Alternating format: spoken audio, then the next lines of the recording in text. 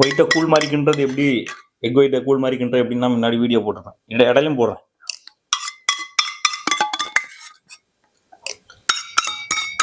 தாடி மியூசியமா ரொம்ப மோசமா இருக்கும்ல. 3வது சினிமா ப்ராஜெக்ட்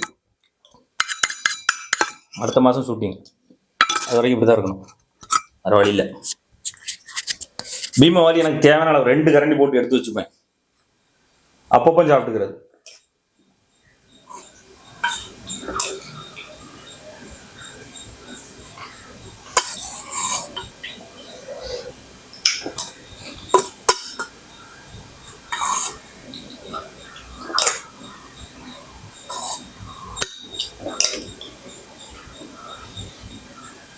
ஏன்டா நின்றுட்டே சாப்பிட்றேன் அப்படின்னா, வேலைக்கு டைம் ஆச்சு.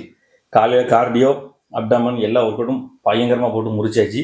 வந்தாச்சு, குளிச்சாச்சு, சாமி கும்பிட்டாச்சு, கிளம்பி ஆஃபீஸ் ஓடணும். இந்த இடைக்கட்ட நேரத்தில் டயட்டை பண்ணணும். அப்புறம் மறுபடியும் டயட் பொருட்கள் எல்லாம் எடுத்துகிட்டு போயிடணும், ஆஃபீஸில் வச்சு இடையில சாப்பிட்ணும். ஓடிக்கிட்டே இருக்க வேண்டியதான். இதுக்கு இடையில நம்ம கம்பெனி வேலைகள் பார்க்கணும்.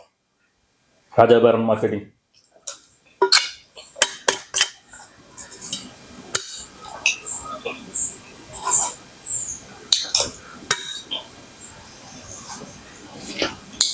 பதிமூணு வருஷம் ஆச்சு இந்த பாடி மெயின்டைன் பண்ண ஆரம்பிச்சு.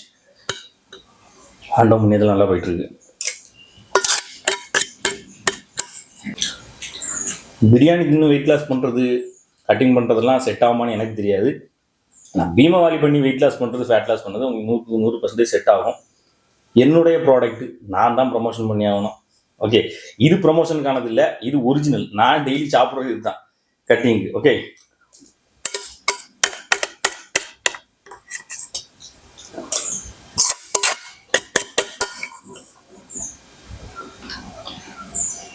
பல்கிங் டைம் சாப்பிட மாட்டேன், ஒன்லி கட்டிங். உடம்பு ஷெட் அவுட் பண்ணணும் அப்படின்னா மட்டும். அது வாரி போயிட்டே இருக்குது. 11:30 சாப்பிட வேணும், மிச்சத்தை கொஞ்சம் வச்சுக்கிறேன். ஓகே, பாய்.